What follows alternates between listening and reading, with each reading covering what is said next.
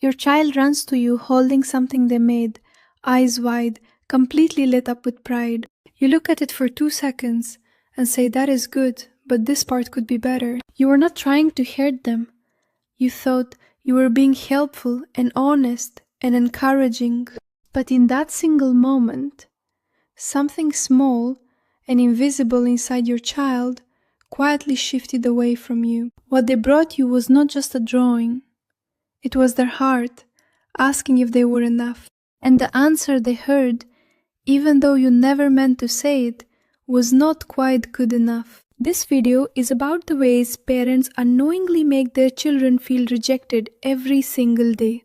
Not through cruelty, not through neglect, but through the small automatic responses nobody ever taught us to notice. By the end, you will see these patterns clearly, understand why they cause real harm inside children, and you will have specific tools to replace them with something that actually builds your child up permanently. Part 1.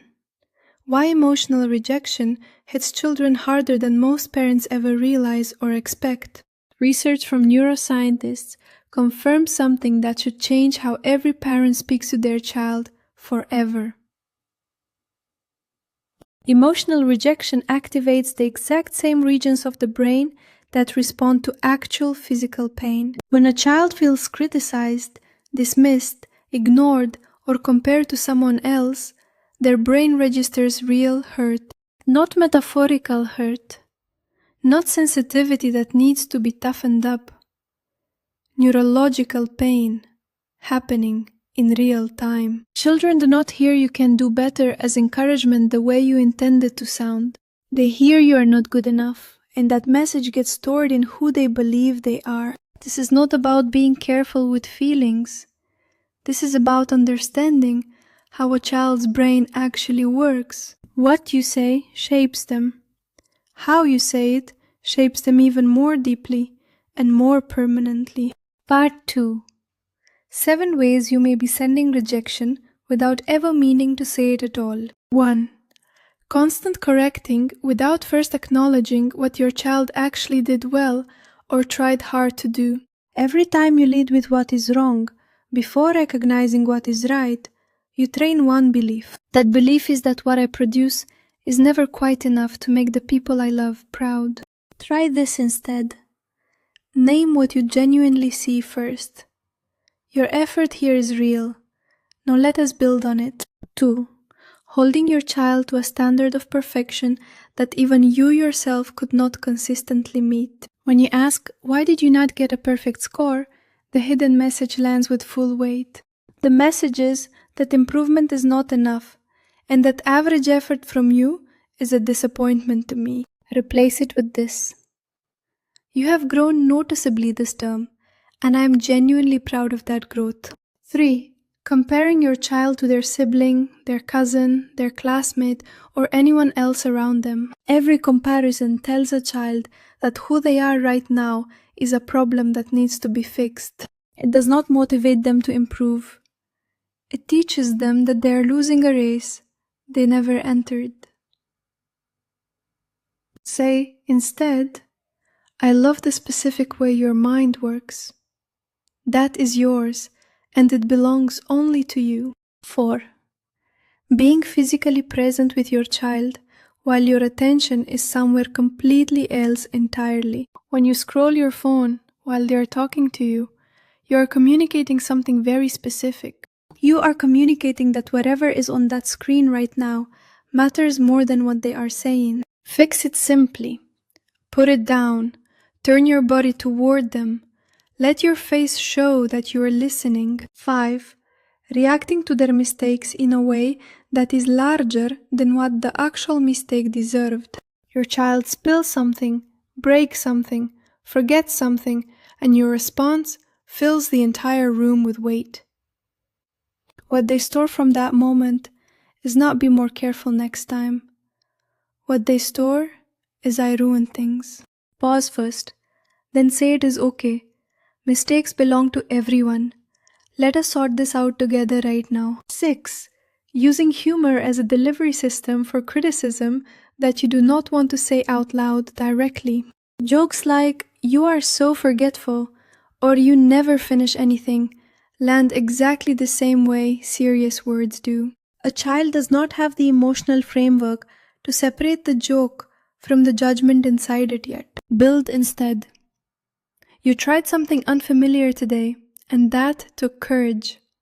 That is worth more than perfect execution. 7. Showing warmth and affection primarily when your child behaves, performs, or meets your expectations well. When love feels like something that must be earned, children learn that their worth is entirely conditional. They stop taking risks. They stop being honest. They start managing your emotions instead of developing their own. Say this out loud regularly. I love you completely.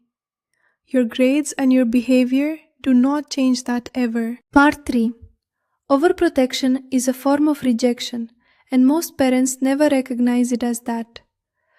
When you do everything for your child before they have had a real chance to try it themselves, the message that lands underneath all your good intentions is, you are not capable of handling this alone. It sounds like love from the outside. It feels like a quiet vote of no confidence from inside. When you micromanage their choices, rescue them from discomfort, and solve every problem before they can try, you are not protecting them.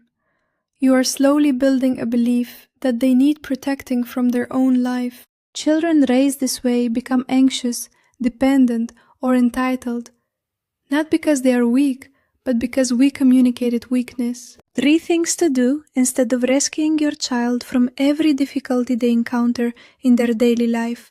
First, let them sit with the problem long enough to actually attempt finding their own way through it. The attempt itself, even an unsuccessful one, is building something inside them that your rescue never could. Second, ask questions instead of providing answers. What do you think the right move here might actually be? That question tells them you believe they have the capacity to think, reason, and figure things out. Third, give them real responsibility. Let them handle something that genuinely matters and actually affects their day. Confidence is not something you give a child through words. It is something they build through real experience. Part 4. What children actually need. Underneath every behavior, every outburst, and every moment of withdrawal, psychologists describe it as unconditional positive regard. Being loved fully for who you are, not what you produce. Children who experience this consistently become more resilient, more empathetic, more capable of handling real difficulty. They're not softened by unconditional love. They're strengthened by the security that comes from feeling it. When a child knows that your love does not depend on their performance, they become free to actually grow. Part 5. 5 daily habits that replace rejection with something your child can genuinely build their life on. 1. Affirm before you correct. Every single time, without exception, no matter how small the effort was. You are so creative and thoughtful. Now let us work together on making this part even clearer. 2. Apologize to your child when you get it wrong, directly, simply, and without making it about yourself. I am sorry I raised my voice earlier. You did not deserve that reaction from me, and I mean it. 3. Give your child 10 completely undistracted minutes of your real attention every single day without compromise. 10 focused minutes communicates more love and security than 3 hours of being nearby but mentally absent. 4. Ask questions that open conversation instead of launching accusations that immediately close everything down completely. What happened here is a door opening. What did you do now is a door slamming in their face. 5. Move toward your child after failure, not away. And let your body language say what your words confirm. Hug them after the mistake. Tell them directly that failure is a moment in time, not a definition of them. You love your child. That has never been the question, and it is not the question being raised here. But love that is not communicated in ways a child can actually receive does not land the way you intend. Your child does not need you to be a perfect parent who never makes a mistake or gets it wrong. They need a parent who is present enough to notice, honest enough to adjust, and secure enough to apologize. Let them try. Let them struggle. Let them fail and find their footing without you rushing in to catch them. And let them feel, truly feel, in their body and their heart, that they are loved exactly as they are. That feeling, more than any grade, any achievement, or any correction you ever offer, is what shapes who they become.